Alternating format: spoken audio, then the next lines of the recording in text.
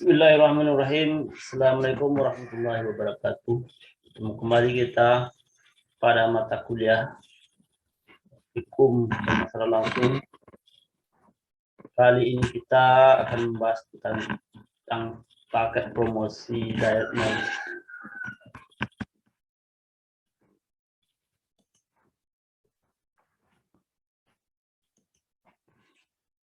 Yang akan kita sampaikan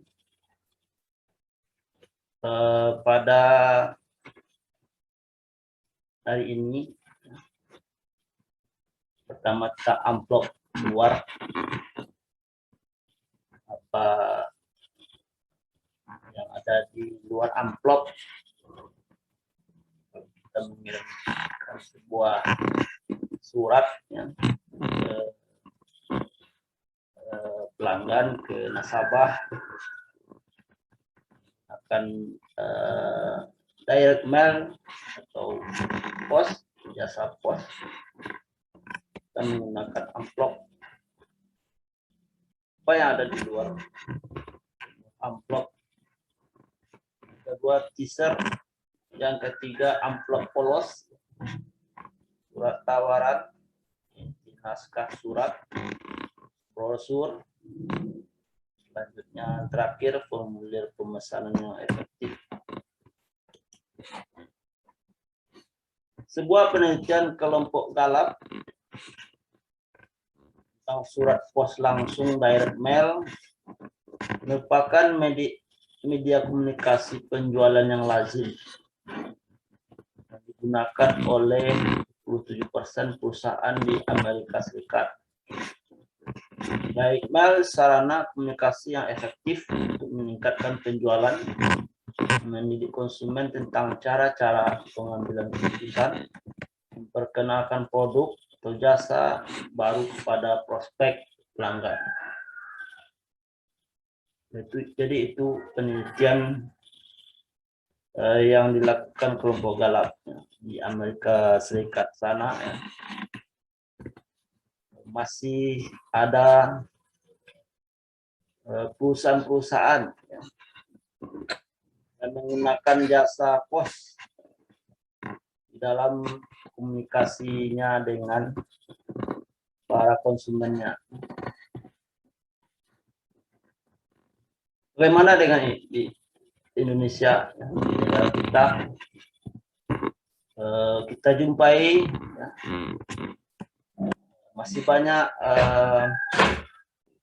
perusahaan-perusahaan menggunakan jasa pos untuk media komunikasi ya, antara perusahaan dengan konsumen atau pelanggan.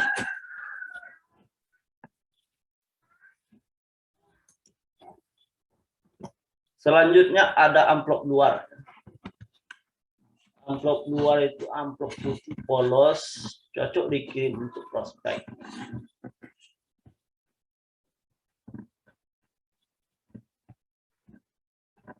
Amplop berwarna cerah diperlukan untuk menarik perhatian. Amplop craft berwarna coklat terkesan resmi, menimbulkan paket Anda materi yang penting. Itu jenis-jenis amplop yang digunakan oleh beberapa perusahaan untuk mengirimkan surat-suratnya ke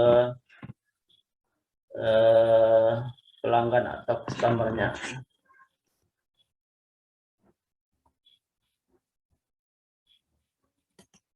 Selanjutnya teaser.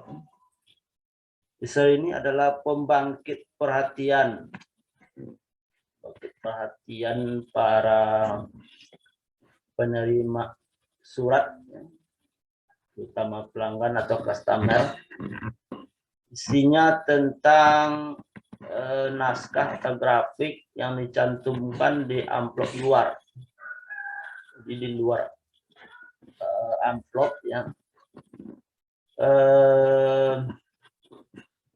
buat sebuah naskah atau dalam bentuk grafik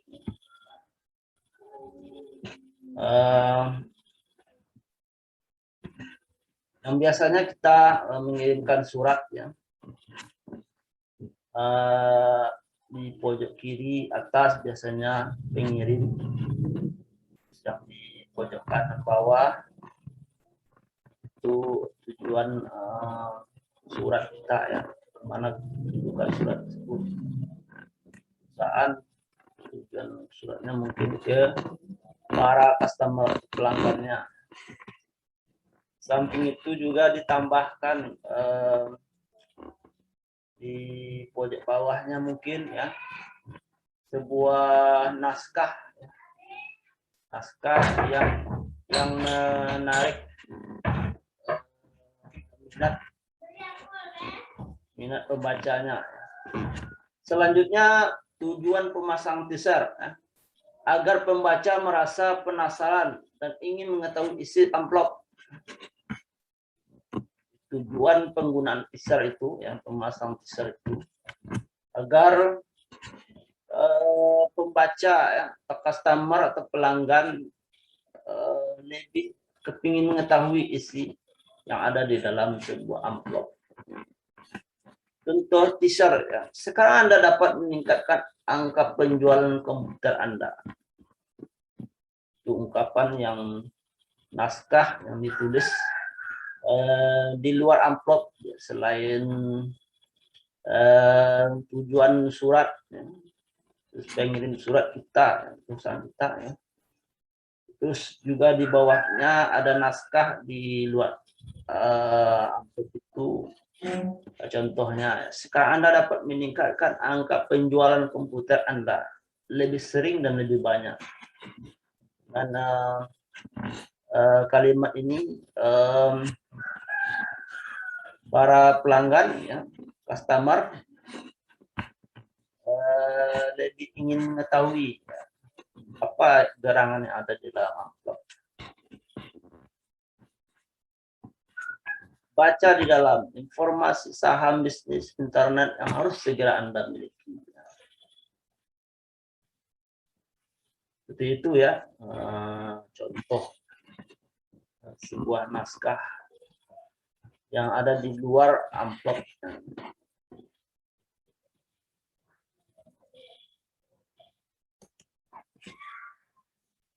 Selanjutnya ada amplop polos. Amplop polos pengiriman surat. Ketik nama dan alamat prospek di luar amplop. Ya. Seperti kita sampaikan tadi ya. Nama dan alamat tujuan surat kita. Ya. Gunakan amplop dengan bahan kertas white with polos agar terkesan penting. Lebih dimanfaatkan amplop dengan corak kertas white with polos, kertas putih amplopnya, terkesan penting, agar terkesan penting. Pertimbangkan untuk memakai jasa pos kelas 1, bukan kelas 3. Selisih ongkos sekitar $100 per 1000 paket. Jadi kalau di Indonesia ada beberapa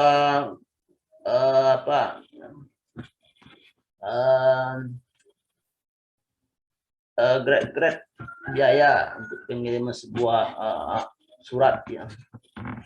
Ada level 1, level 2, level 3 ya. Kita pilih level yang paling rendah agar biayanya murah. Jika menggunakan pos, tempelkan perangko biasa, bukan perangko berlangganan.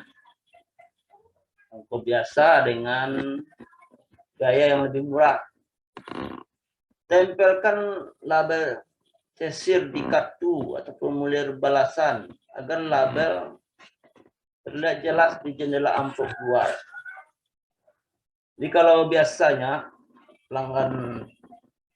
pelanggan Telkomsel kartu halo ya, menerima surat tagihan dari Telkomsel misalnya. Biasanya di suratnya, di amplopnya ya, Itu coraknya apa ya? Ada plastik, ya, amplopnya kalau kalau kita lihat, ya, kalau kita lihat di amplop itu, ya, dengan adanya ya, diberikan plastik, ya, nama yang ada di dalam surat itu kelihatan. Kalau itu yang biasanya digunakan oleh pihak Telkomsel, ya, agar lebih praktis, tidak perlu pihak Telkomsel membuat nama pelanggannya, cukup membuat surat, ya. Surat itu dimasukkan ke dalam amplop, ya. Nanti dengan posisi lipatan surat, ya, nanti namanya pas posisinya di jendela plastik tersebut, ya, kelihatan dari orang membacanya dari luar. Tujuannya ke pelanggan siapa, ya.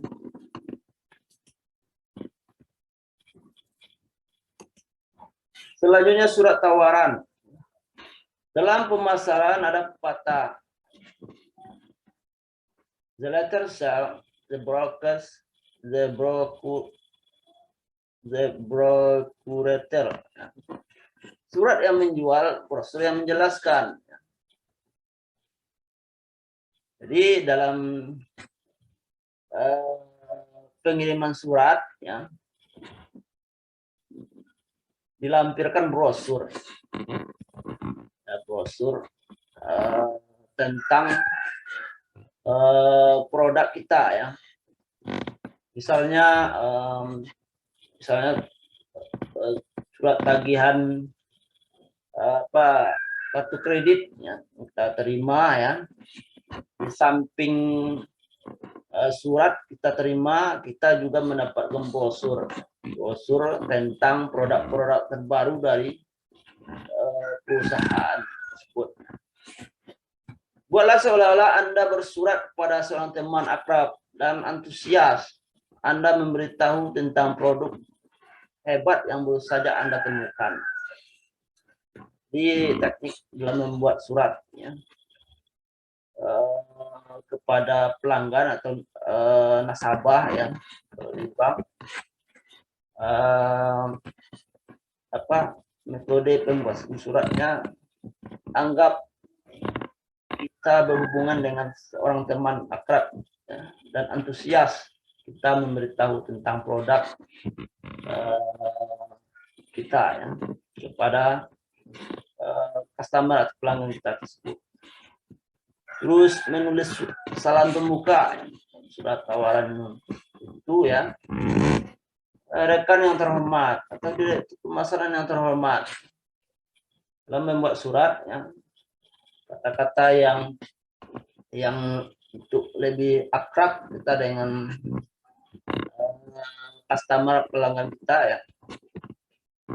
Pembuka suratnya, ya, salam pembuka suratnya seperti rekan yang terhormat, direktur pemasaran yang terhormat. Selanjutnya menentukan panjang pendeknya surat tawaran tergantung penerima, materi topik yang disampaikan, tujuan yang hendak dicapai. Panjang pendeknya surat tergantung penerima, materi yang disampaikan, dari apa yang disampaikan, tujuan yang hendak dicapai dari surat yang dikirim. Terus menandatangani surat. Di posisi yang paling bawah surat itu kita tanda tangani. Selanjutnya isi inti naskah surat. Berbicara tentang kebutuhan para pembaca.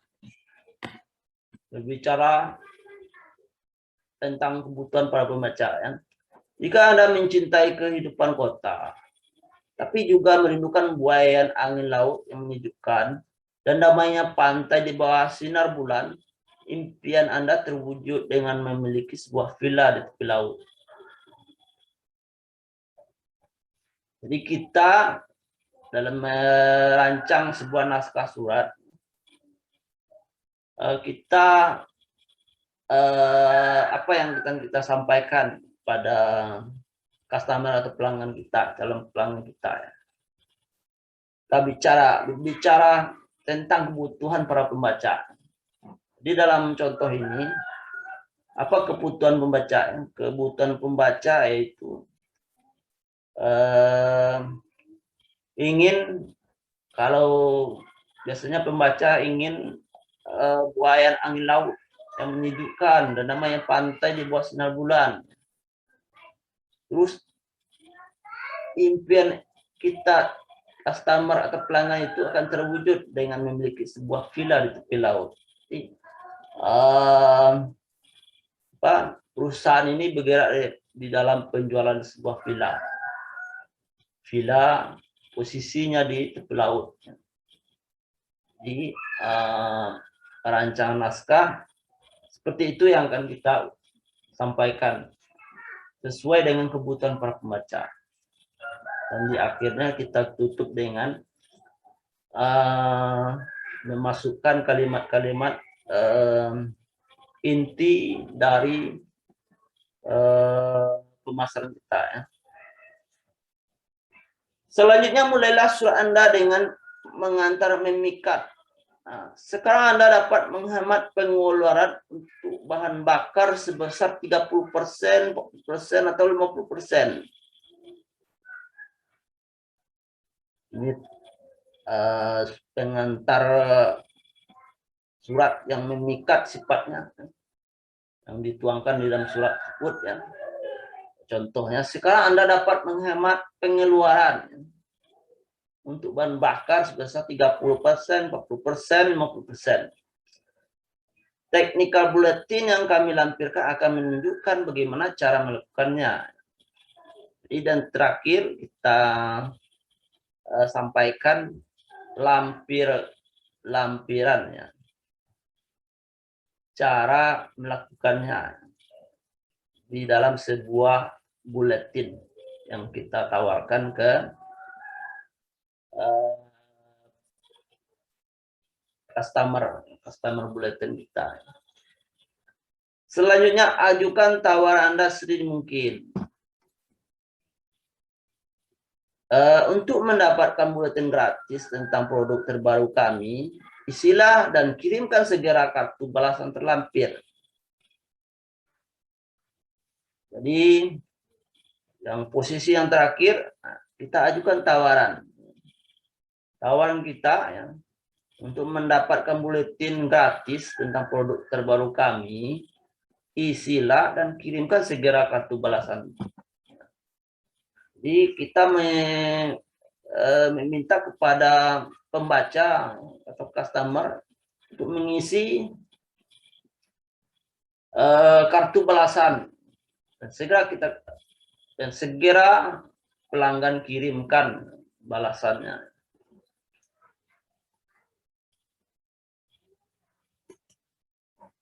Selanjutnya brosur. Anda dapat menampilkan foto produk Anda, berbagai merek dan model, pemakaiannya, foto-foto konsumen yang puas dengan produk. Jadi selain surat, kita lampirkan brosur ya. Seperti kartu kredit tadi ya. Tagihan kartu kredit biasanya dilampirkan brosur tentang produk-produk terbaru dari perusahaan, misalnya BNI yang mengeluarkan kartu kredit, Bank Mandiri yang mengeluarkan kartu kredit, atau produk-produk terbarunya, atau perusahaan-perusahaan lain yang melampirkan foto-foto konsumen yang puas dengan produk kita.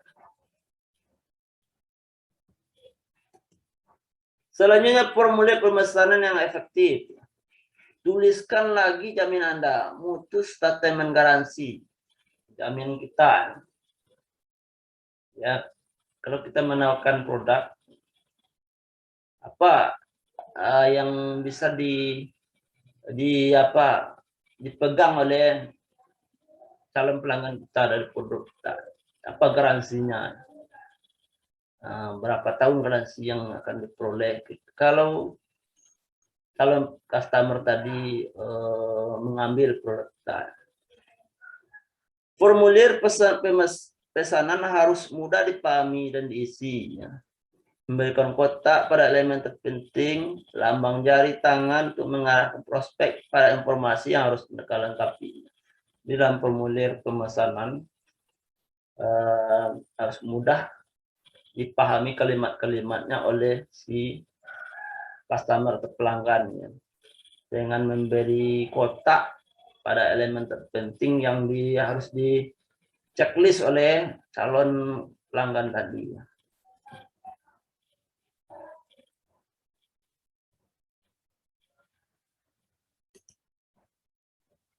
Nah, itu yang bisa kita sampaikan pada kesempatan kali ini. Semoga bermanfaat. Assalamualaikum warahmatullahi wabarakatuh.